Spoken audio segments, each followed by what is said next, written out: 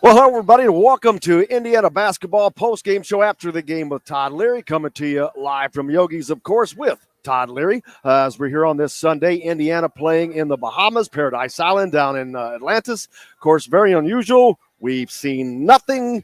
It's like, I feel like Colonel Schultz on Hogan's Heroes back in the days. I know nothing. I know nothing. But we've got the stat sheets that we've been going on. We'll hopefully to have Matt Byrne on with us, who's down there for Rivals. We can talk to him. But Todd, we'll look at the stats.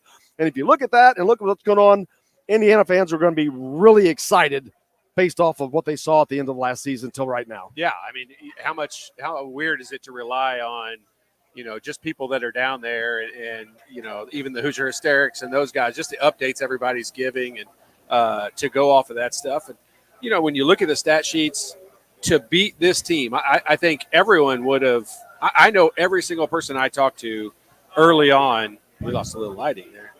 It's just a little dark in here. Everyone that I had talked to early on, I think, kind of said the same thing, and that this team they're playing is a veteran team that's played together for a long time. They'll probably beat the heck out of us. They'll and to win both of these games. First of all, that's a big accomplishment. Okay, so that's great, but that's not the big takeaway from the weekend. I mean, for me, the biggest things that I wanted to see and hear about. As much as anything was the interaction between the coaches and the players. And that I thought every single report that we got was something that looked like Mike Woodson was trying to do a whole bunch of teaching and the players were receptive to it. That's not something I think that we've seen a whole lot of. Not in the last 4 years. Seasons. Yeah. I'll say it. Don't worry. Yeah. No, I mean, I'm not trying to look, I hope Archie Miller goes and has a terrific career off somewhere and does great. I hope his system meshes with some players that he gets and all that. I'm not rooting negatively for him, but it was time for a change. I think that was obvious to almost everyone. And that right now, this team, what I wanted to see the most out of anything was how everyone interacted together. I'm surprised that the way they have seem like they've come together so fast. Yeah. Because all the differences, you've got a different staff, like you mentioned, but you've got so many transfers, guys that are different faces that did not play with each other. And they've not been together a very long time. We're in August. And I sent out a tweet. Can you imagine this team in 7 months from now? They get 7 more months. That will be amazing, as you know, is going through there. But and the biggest thing is the defensive turnaround. You're getting contributions from so many different people in so many different ways. But it is 2 games in. But, yeah, I thought being an experienced team that they were going to kind of get just beat on like a big brother beating on his little brother. Yep. And, man, Indiana won these. They didn't trail in either of these games, and they did so many things well. But to catch on to what Mike Woodson wants, that's all that he cares about. And from a coaching standpoint, I know that's what you're looking for as well. Well, and when you look at a team that's been together for a long time, and you held them to 53 points and 66 points in the 2 games. I mean, obviously, that was kind of the thing. Everyone expected, I think, Archie Miller's group to be a good defensive team. I don't know why I keep saying Archie Miller, because I want to get away from that. Everyone expected Indiana to be a good defensive team for the last 4 years. And this team obviously is kind of melding together and already a cohesive unit on the defensive end of the floor. And that, to me, is the biggest takeaway as anything. And like I don't think you can stress it enough. And people who have been a part of teams and good groups, just the camaraderie and getting along with each other. Seriously, it's 75% of the battle. I mean, if you don't work hard, if you've got good leadership, you're going to get weaned out anyway. So that just kind of goes along with it. But getting along with each other and all having kind of a common goal of positive touches, man. Yeah, it is positive touches. I've said that for years. And if you're having a great defense, if you have a team that's great defensively, you have to work hard to play good defense. Sure. So if you've got that many people working hard, you probably got a lot of guys that are look, together. If you don't like each other, I mean, take this away from basketball. Anything in life in general, if you don't like each other, it's hard to work together. You don't communicate. And it's hard to work together. Right.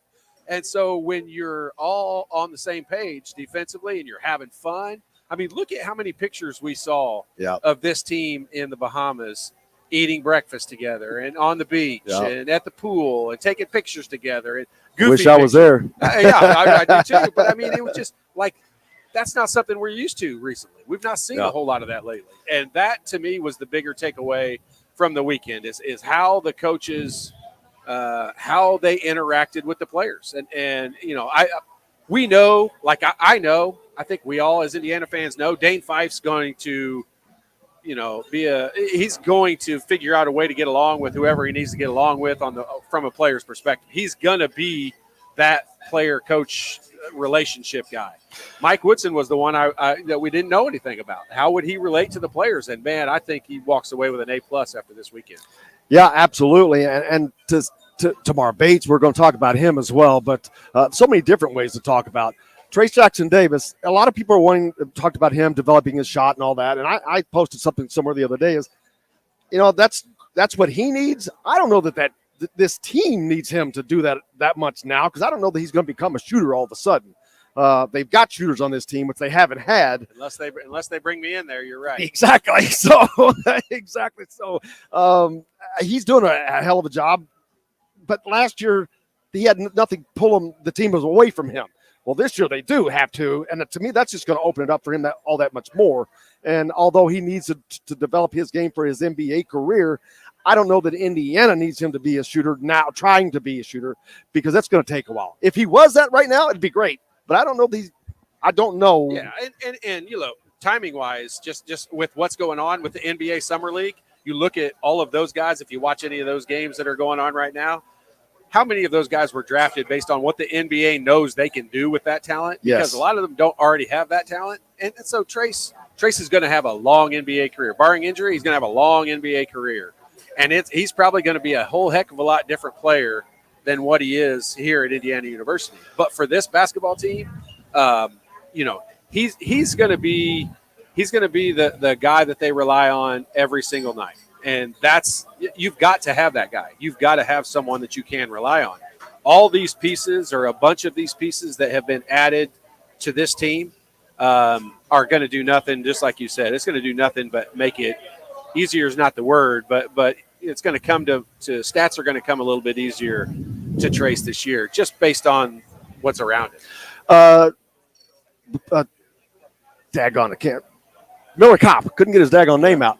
He went out of the game with I didn't see it, so I don't know. I didn't appear. It didn't sound like it was much, but he went out with an injury. Someone asked about an injury update. No idea. So it sounded like he went up for a rebound and landed on someone's foot. Yeah, it's probably just a tweak or whatever. Hey, we're glad it's August 15th. In that case, you've got months and months to recover from that. Absolutely. Let's see. You've got Miller. Speaking of Miller Kopp, we talked about shooting. He has come in and shown he's an experienced shooter, that he's not afraid, and he's very capable of putting a shot up. Tamar Bates has done that. Xavier Johnson has done that. They did not have this in any way last year. How much is that alone changing what they're able to accomplish? I mean, you can't put a quantity on how important that is. And look, I think everyone that right now looks at the stat sheet, because the stat sheet doesn't jump out at you and go, oh, I'm so excited about how we're going to shoot the ball this year, or we're going to average 22 offensive rebounds a game this year, or whatever. Like, the stat sheet is good. They win. They did what they needed to do to win. They played adequate offensively. I would grade them at a B- for right now. And I think the coaching staff will probably be somewhere in that same grade. I mean, I don't think anyone's going to walk away from this and feel like, this team is a finished product right now. But you love the tools that are there. You love what is, what you've got to work with. Just going down the stat sheet and looking at some of the stuff on there. I mean, Finney was 1 for 6 tonight. I think he was 1 for 6 also on Saturday night. We know his capability. We know he's going to be able to shoot better than that. And I think his role has been a little more defined. Offense is not. His role is going to be a lot easier this year. Yeah, that's exactly what I was going to say. It's been more defined, more manageable for him. We're not as much as it's going to be expected offensively, maybe, and which will allow him to maybe feel more comfortable. Well, there were a lot of times last year, and you could go break down the game film all you want to. There's a lot of times last year when he could penetrate, get into the lane, and kick the ball to someone, and the person he's kicking it to is not a shooter, is not a scorer. And And if so, they weren't putting themselves in a position to shoot and score. And so this year, that's not going to be the case. When he kicks it to somebody, if they're open, they're going to be able to shoot it and knock it down. And so his job is going to be easier. He's going to do a lot of the same stuff, but his stats are going to be better, and the team is going to be better because they're going to be putting points on the board when he kicks and penetrates. He's so good, strong with the ball that I think his game, he's going to benefit so much from these new guys coming in, including Tamar Bates, even though that guy needs the ball in his hand as much as possible. He's going to and please, if you take anything away from this, I'm a fan just like everyone else. I'm not trying to act like I know more than you, but don't worry about what the starting lineups are right now. No. Don't read too much into who they put on the floor in August the 15th, and don't even worry about it in the first couple games in November. Let's worry about the first few Big Ten games. That's when you'll know who they need on the floor all the time. The shooting was not particularly good today. I'll say that. It wasn't great in either game. But it's exhibition. It's new. They're in a ballroom.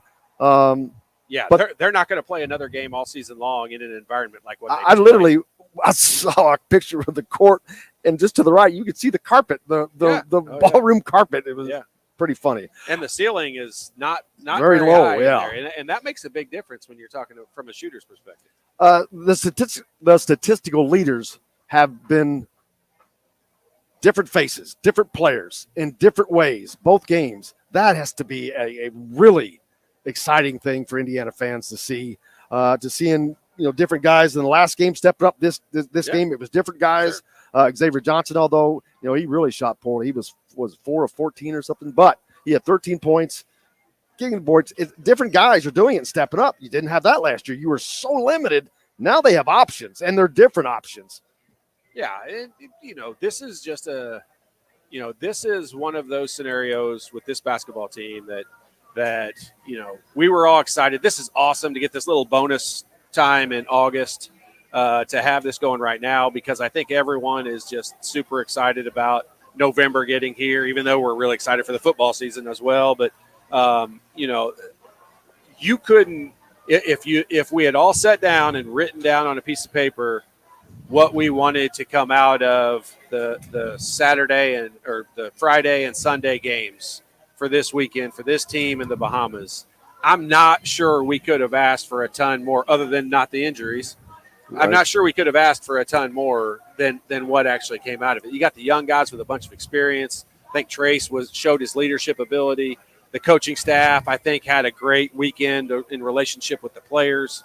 I think people are walking at it. I mean, when you see the players tweet now, doesn't it just seem like they're fun and happy and excited? And I mean, we didn't get a whole lot of that. No, not much at all. You talk about the injuries.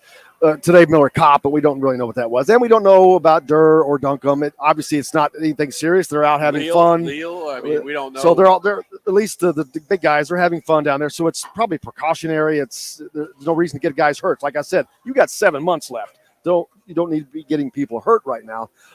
Indiana's out rebounded. And speaking of that, Jordan Geronimo, he's going to be a blue collar, try to get things done when he's in there. And the last game he had 10 rebounds. I think, did he have 8 offensive rebounds? That will get your ass minutes. Sure. You're pulling down double-digit rebounds. I don't care who you are. That's possessions, man. I've said this since I was at IU, and if you want, you go speak to kids at camps, and you go talk to kids that are worried about playing time and want to get more playing time. You want to know who plays minutes on every single team on any level across the country? The leading rebounder. The leading rebounder on every team plays a lot of minutes. And Jordan Geronimo, I mean, he's going to have a tough time being the leading rebounder, because I think Race and Trace are both going to try to win that award. But when you're a hustle guy like Jordan Geronimo, I compare him a lot. If Robert Vaden had been bigger, been more athletic, I think he would have been real comparable to Jordan Geronimo. Wow, I've been trying to think of somebody, Jordan man. Geronimo, I mean, he's that guy. You remember when Vaden was a senior? I mean, he kind of carried this team on his back. Quiet I don't think Geronimo's ever going to need to do that, but man, he's a fun guy you would always want to play with. And here's what I would be willing to bet you. I don't know that this is true, but I'd be willing to bet this. Is if they had a pickup game and guys were obviously Trace is going to get picked first, and then probably Race or Tamar somewhere in that. But I'll bet you Jordan Geronimo will be one of those first 3 or 4 guys picked because that's the guy you want to play with. Yeah. That's the guy you want on your team. That's the guy you want in the foxhole because you know he's going to be there too. Thanks a lot, Terry. We appreciate you, and also I think Kelly. Good, haven't seen you for a while. I don't know why this keeps going dark and up, what's up, guys? But how are you? You guys doing? Looking. A lot of people talking about Kristen Lander, still growing, I think, and getting. He should not have been here last year. Let's be honest. He was coaxed into coming out, and it was too early. Based on his age, he is not even a freshman yet. Yeah. I mean, he's enrolling as a freshman right now. He should be starting as a freshman this week. And so, I don't want to read too much into it. I certainly hope the kid's talented as all get out. I certainly hope that he that we figure out a way that he's happy and the team keeps him and all of that happens. But you never know. Let's not read too much into it too right now. I mean, we don't know. We don't know what's going on. There's an awful lot of talent that is here. And he's an 18-year-old kid, a barely 18-year-old kid.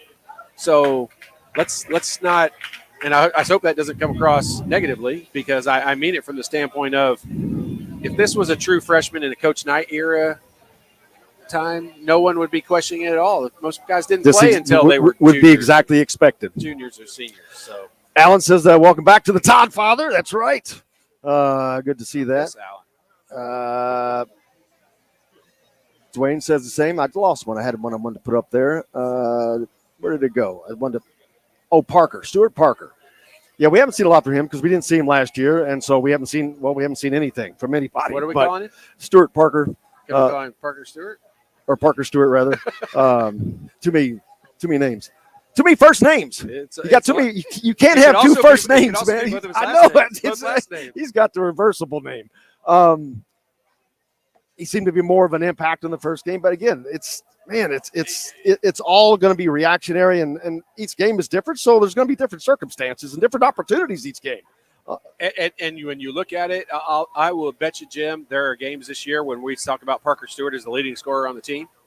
I'll bet you there are games this year when he doesn't take 3 shots in a game. This is going to be a team that has different guys' capability of stepping up based on how the defenses play them. One thing to think about, and I'll just say this because I probably do know a little bit more about this than the average fan. When you're playing a foreign team like they play tonight, stat sheets don't mean a whole lot because those teams give up a lot of rebounds. They give up a lot of easy baskets. They do play super physical, but they're not. Teams overseas are not built around. They're not defensive-based teams. So don't read too much. If Indiana had scored 110 points in this game, I wouldn't have said, "Hey, we're going to be a run and gun team that's going to lead the nation in scoring." This is disappointing that they only scored 64. No, I don't think so because they also don't play at the same pace. They just didn't shoot very well today, as all. And the pace is not going to be what it is. You think that you're playing fast in an overseas game because they used to have that thing where the refs didn't even have to touch the ball out of bounds. You could get going really fast, and it makes it look like you're going faster, but they're not. And overseas games are not generally super high scoring like you might think that they are. So this is, you took a veteran team that has some really good players on it, and you made it very difficult for them to score the basketball. That's saying a lot. A team that has the highest NBA draft potential player on their team, 6th in the draft next year. So this is a team that is a program that has produced a ton of guys. Goga Batazde, who's for the Pacers, he came through there. This is a good program. Hey, Doc, how are you doing, brother? Good to see you as well. Let's see. Doc Reynolds. Yep. Final score today. What was that final score today? 64-51 or something. 60. There you go. 64-53. Final score. A 13-point win and an 11-point win over this team is but hang on a minute. I shouldn't say that. Let's get back to it. Let's get back to what I think was the most important part, and that was defense. The relationship between Mike Woodson and all the coaches for that matter and the players. And so I saw one tweet from someone, a fan that was there, that talked about Jordan Geronimo got like a 2-minute conversation coming off the floor with him and Mike Woodson. And by the time they left, they're both laughing. He's going to sit down on the bench. There was the two coaches that were sitting on the bench. One was over there working. I think it was Brian over there working, and was it Coach Ya was over there dancing to the music, just having a great time, man. Just we didn't see a whole lot out of how Mike many Roberts assistant last coach year. times do you see an assistant coach dancing at practice? I mean, that says a lot to me. That is a free flowing It says a lot and about the atmosphere and what these guys are, what you want it to be. And look, the game is different today than it was 25 years ago, than it was 50 years ago. And part of it is, how everybody relates to each other and gets along. And I don't think coming out of this weekend we could ask for a whole lot more than at least the reports that we got on, what it was like on interaction between the players and coaches. And the players and players. Per Mike Woodson, courtesy of Jeremy, he says on Miller Kopp's ankle, shit, it'll be all right. I mean, that, again, that's a tone setter. It's like, come on, man, rub some dirt on it. Let's go. It'll be all right. Let's go. It's a no BS zone. It really is. It's just no BS. It's just free flowing. It really does. And it's like, hey, man, here's your opportunity. Did you see the picture of Mike Woodson walking through the hotel before the game? No. So they I did see that. They showed it where he was walking through. If you had taken Coach Knight and just superimposed him next to him, the way he used to walk through the hotel, it was a spitting image of it. It was funny to watch. If you're familiar with what that used to be like, it was pretty funny. How much is Mike Woodson enjoying this? Oh, I think this will be the highlight of his coaching career for sure. I think being back at Indiana. This is something that I've kind of always thought in my head was Mike Woodson was an underappreciated player at Indiana because their teams were so good. They had so many good players from 76 through. When you hear Coach Knight, and this is unsolicited, so I had no reason to say this other than if you would hear Coach Knight in my teams talk about Mike Woodson. Because I grew up in Indiana, and I watched every game. I knew who Mike Woodson was. I knew how good he was. I didn't know what Coach Knight thought of him. And when I know what Coach Knight thinks of, he always used the term, the difference between, he didn't use the term great very often. There's not very many great players. And Mike Woodson was one he put into a great player category. But I don't think the fans ever, when you hear fans talk about it, they talk about Calvert and Isaiah and Quinn Buckner. And, they talk about the leading Steve Alford, and he didn't get to play on a championship team, right? And I get all that's why. I'm not down on it, but I think that is. I think because that team, that 81 team, kind of buried that 80 some of the 80 guys, maybe. I think that's why I say that he was a pretty underappreciated player. I don't think he's going to be an underappreciated coach. He's not underappreciated right now. Not right now. He's not for sure. Absolutely. Get back onto some of these comments. Can't wait to see the season start. There's Bill. How you doing, brother? Terry Jo said she saw Woodson's comment. She loved it. And they did. But you do. It's just after. Does everyone read it in that same tone of voice? I think so. You have to. I mean, it just comes out right at you. After what fans have had to deal with, this is so refreshing and so fun. It's just fun for them.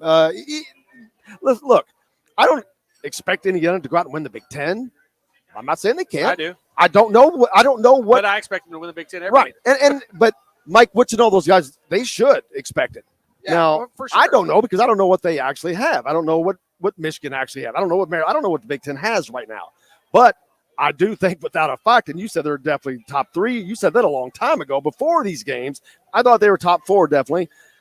That does not change for me. And again, man, I may go up because defensively of what they are doing and how they've already picked this up, how hard is it? Defense is the hardest thing to do.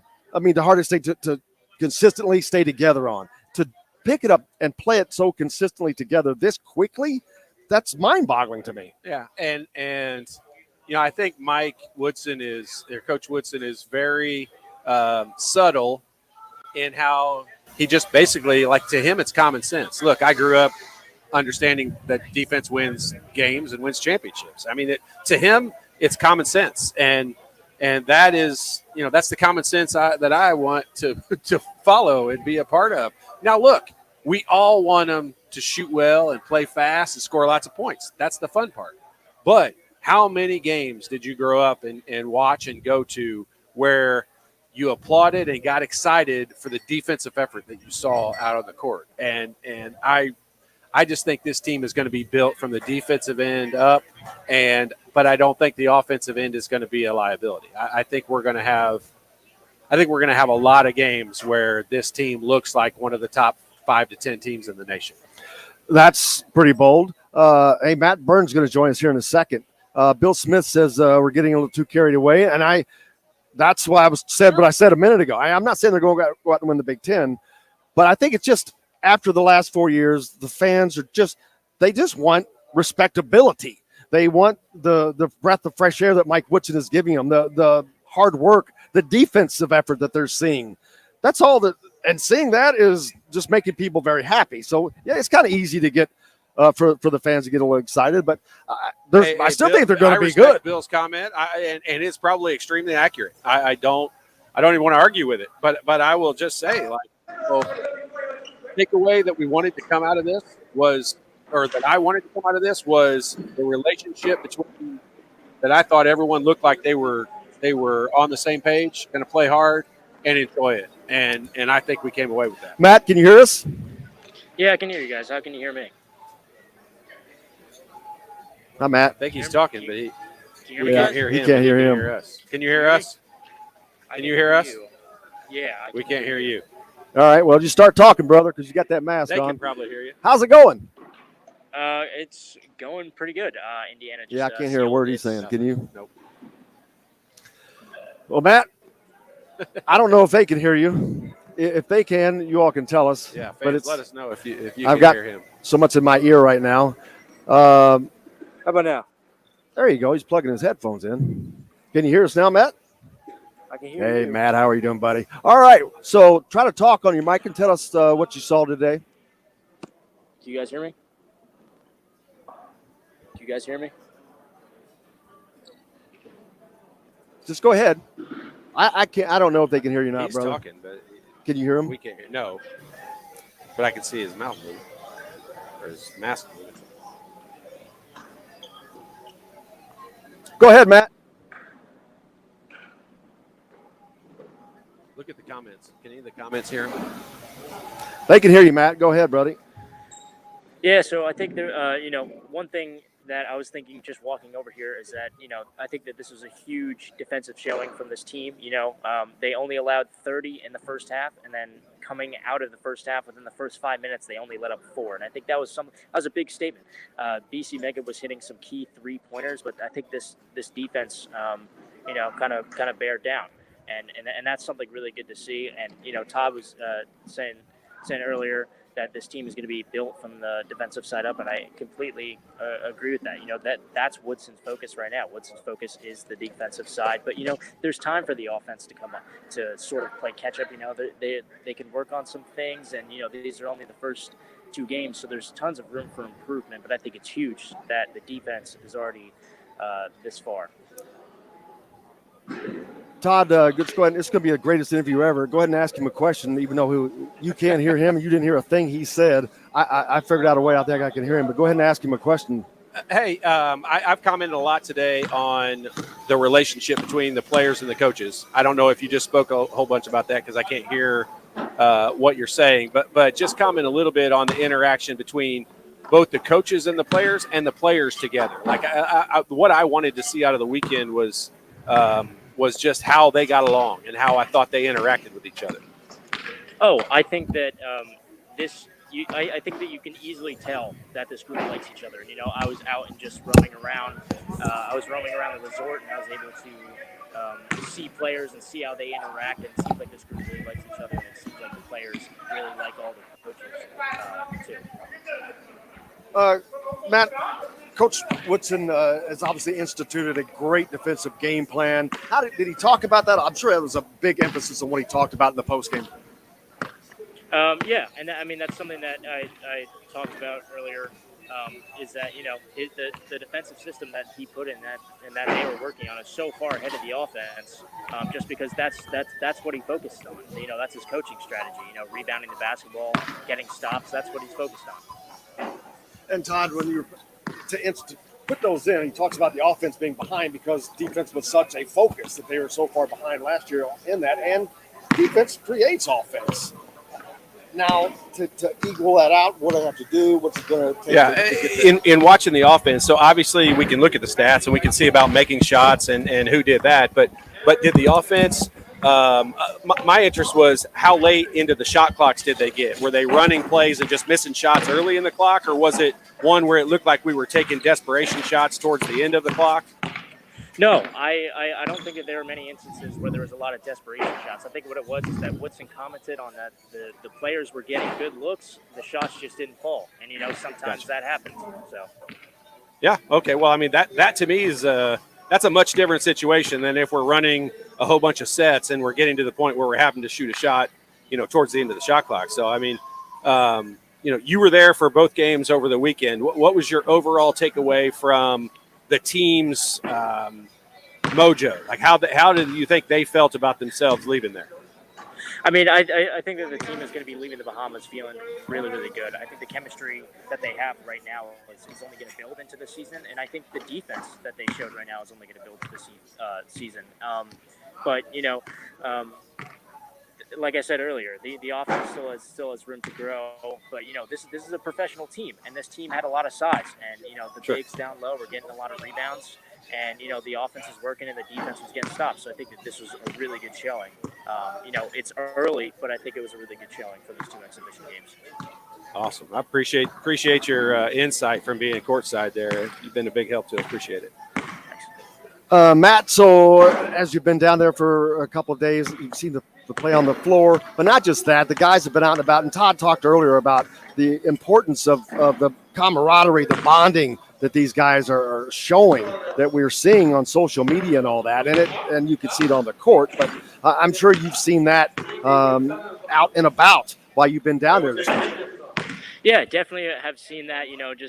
It seems like there's just some really good chemistry with guys hanging out with each other, and they're sort of messing with each other. I was just in the post game, and Xavier Johnson was taking a Snapchat video of Trace Jackson Davis, and then after a question, yelled, "That's my big," gave him a handshake, and walked out of the room. So it's just little things like that where players are having a fun time with each other, and the chemistry really shows when things like that happen.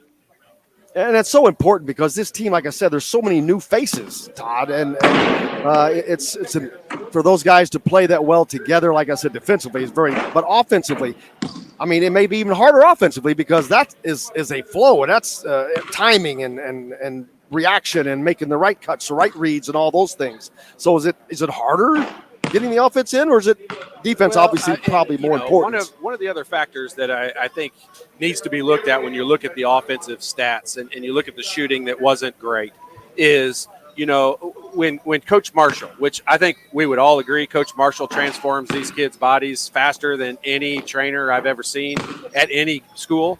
But he sets their workout regimens up for them to be ready in November. And we're in the part right now where these guys have probably been doing weightlifting workouts that are not conducive to knocking down tons of shots and having legs that are, fresh and ready to go. And they've probably been hitting it really, really hard. And so, I wasn't going to read a ton into the stat sheet. Like I've said too many times already, I was way more interested in hearing or seeing and listening and the people that are there about how everyone interacted, player to player and coach to player, and as much as anything, just the overall feeling that these guys had with each other. The offense, and I mean, I've been worried about our offense in the past. I'm not worried about this team and our offense. They're going to get there. Matt, what's the rest of the schedule look like for the team? I'm assuming they probably will be leaving tomorrow. Getting to relax today, or what are they doing for the rest of their trip?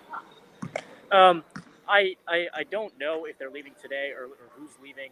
What time? I know that Woodson. Right after the buzzer sounded, all the members of the media had to go to the press room almost immediately because Coach Woodson is going to be catching a flight today and leaving presumably tonight. So that's the only person I think that's confirmed. I don't know if the players will have some more time here, but in the post game, Race Thompson was talking about activities like going in the ocean with the teammates. I already said before that they're swimming with dolphins and just getting to roam around the resort. So yeah. Well, it was a good performance by Indiana. They got exactly what they were looking for from the coaching staff. I'm sure they were pleased. I know the fans are pleased. The fans that were down in attendance, about how many were down there in the games? I don't even know what it holds. It's not a lot. I know. I think on the website that was doing live stats, they said that game one had around 300 people, and I guess that about 300.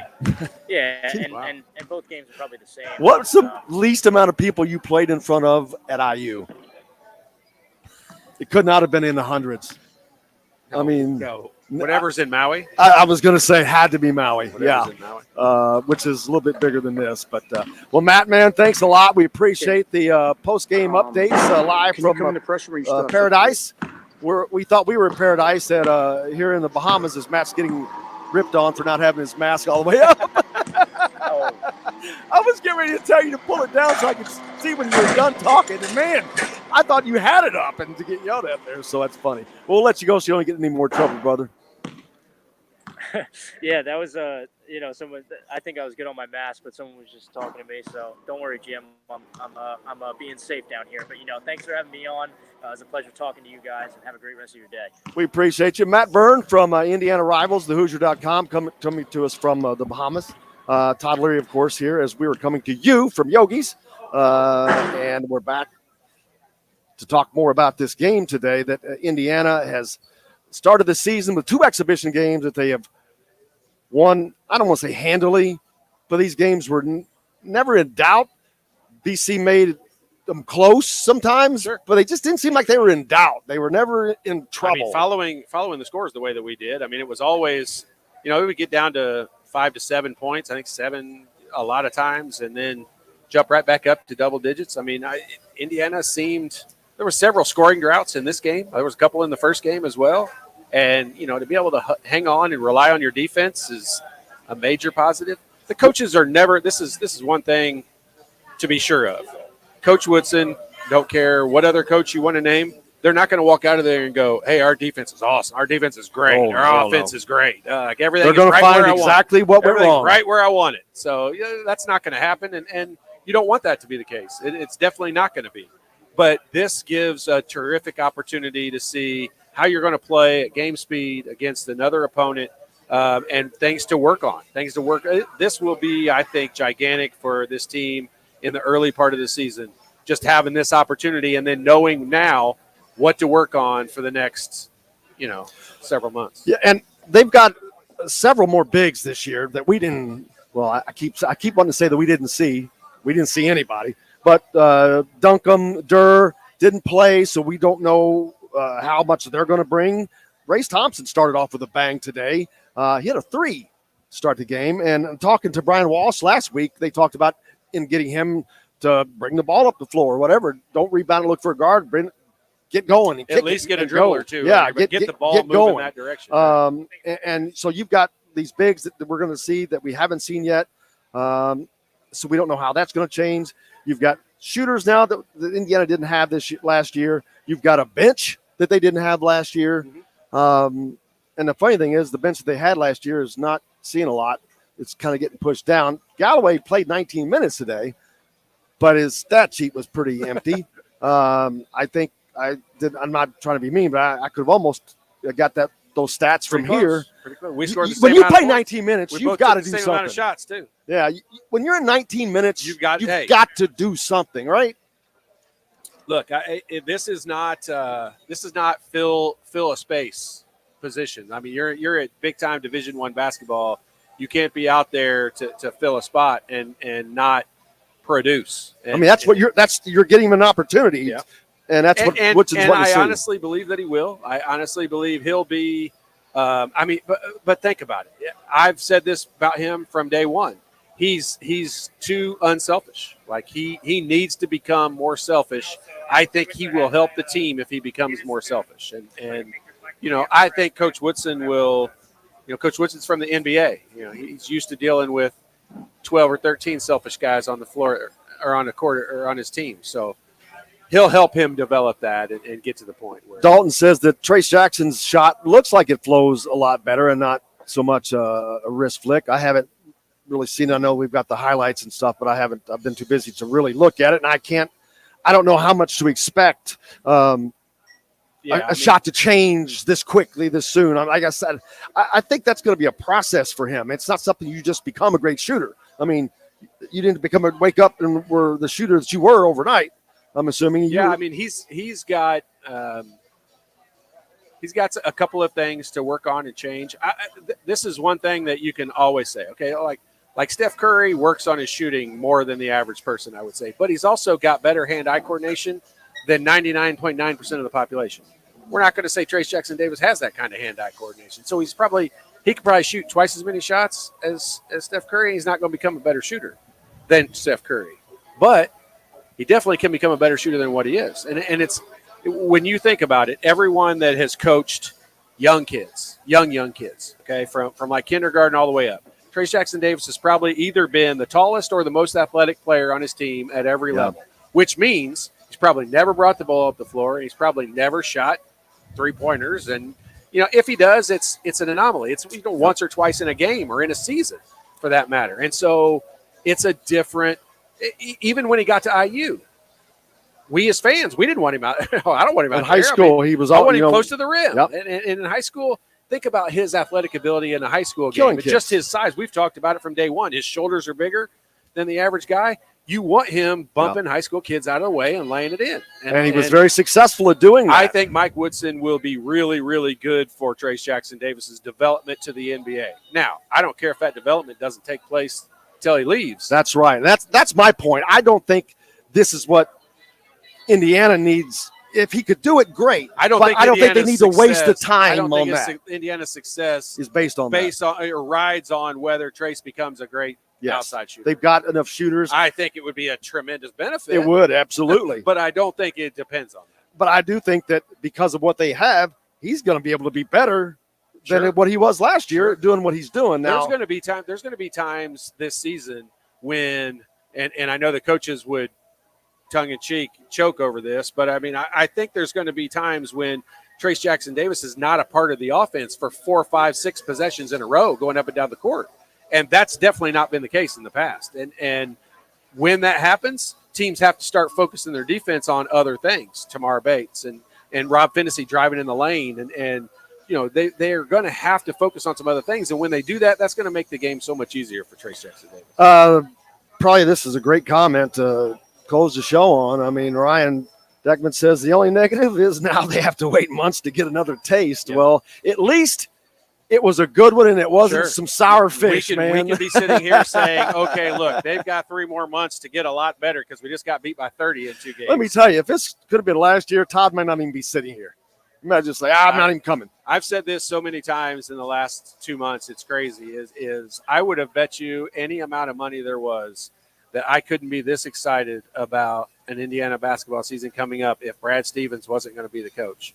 And I wouldn't trade it for Brad Stevens right now. And I love Brad Stevens, no disrespect in any way, shape, or form. But I think we have a person that wants to be here. And I certainly think that the fan base right now wants him to be here. And the players certainly seem to be reacting to it the right way. And I just don't know that you could, coming off of the 4 seasons we've come off of, could you possibly have told me could I have told you August 15th, you'd be sitting here excited about what to look forward to. You could not have told anybody. You'd be more excited. You'd be excited about results from a basketball contest before September 4th when Indiana plays Iowa in football. Yeah, I'll tell you one thing. I'll be excited to learn. I'll be excited to talk to Coach Fife and Coach Woodson in the coming week or two and learn more about the Thad Matta relationship. How important Thad Matta was to them in this trip. I heard a lot of great things about it. And to me, when they announced all that, I just didn't quite understand it. I didn't understand how it was going to work, why it was the case, what was going on with it. And from what I've heard from everyone who has been to a lot of workouts and been around the team a lot lately, it's a great situation and a great partnership. And I'll be real excited to report back and learn about how valuable that's been so far. Looking forward to it because it's obviously working. Yeah. What's we earlier in the show you talked about what was most important to you. What biggest takeaways from this? Obviously, it was a successful trip for Indiana, no question. But maybe more successful than a lot of people thought it would be. Yeah, I think so. I mean, you run into a lot of people. I run into a lot of people, and I don't think anyone expected us to go there and win by double digits in both games. I know people who are with the team who did not expect us to win by double digits in both games. So that's a super positive. That is something that you definitely take away from it. Had they lost, if the stat sheet had been way better, we'd have shot the ball great, and we lost both games. I wouldn't like. I don't care that the stats would have been better. I like the fact that this team did what they needed to do. They had a lead. They hung on to it. How many times in the last 2 seasons or 4 seasons have we had leads, points, not been able to hang on to it? Great point. It goes away. I mean, this team was able to finish against teams that were very substandard. And this is a team that just finished against a veteran team that's played together for a long time. Yep. And great so point. Those are all big takeaways. But again, at the end of the day, my biggest thing I feel the best about is the fact that this team was able to come away with positive mojo. Everybody seems to be getting along. Now, look, every team, there's not enough minutes for everybody, okay? Every team is going to have, I hate to say any names, but the Christian Lander situation. They're going. I shouldn't even use his name. They're going to have the situation where it's all the same for Leo. Guys are unhappy. When we get closer to the season, it's going to be the same for a lot of those guys. You know what? That can work. That can really work to your benefit as a player. That can work to your benefit because you know who would be working the hardest coming back here on Monday? The guys that didn't get to play. That dude. And when that dude works the hardest, then the guy who's already getting the minutes has got to work a little bit harder. And iron sharpens iron. When those start firing against each other, you get something special. And I think these guys have the right mentality for that to be the case. Well, man, I'm excited to be back. That makes it great. We may have to do this after a football game or something. Don't worry, that's coming too. I'm just excited to be here at Yogi's, back at Yogi's doing this, back with Todd. We didn't mention Chris forward Barton to and it, man. Finney at all. Well, it's a Sunday, man. They got to take some time off. Yeah. Oh, we haven't got. You say we didn't mention to them. Oh, yeah, no, we haven't gotten to that point. But yeah, we'll see Chris on Tuesday. But man, if you're out and about, make sure you stop by Yogi's or any of the Finney Hospitality spots. Social Cantina, it's Todd's favorite. I have. Hey, this 15 pounds you see extra here, that's Social 15? Cantina. That's Social Cantina. I was looking at a picture the other day. I'm like, damn, he looked thin. Damn. Yeah. The Smoke Works, of course, and the Tap. Plus, they've got several more. But, man, can't thank those guys enough. It's always a blast here at Yogi's, and we'll be back to do that with each and every game. We'll probably be doing more things before the season starts because there's be stuff to talk about now, man. We'll be back on Monday for Indiana Sports Feed Radio. Zach Osterman from the Indy Star is going to be with us as well.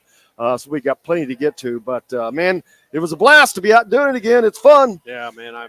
You're right. That comment was terrific. I don't know what we're going to – it's going to be tough to put this one under the pillow for a little while and not think about it. Well, we appreciate you guys most importantly, and without you, there's no point in us being here. We'll look forward to be back in again. And until then, for Todd Leary, I'm Jim Coyle. I will see you on the radio.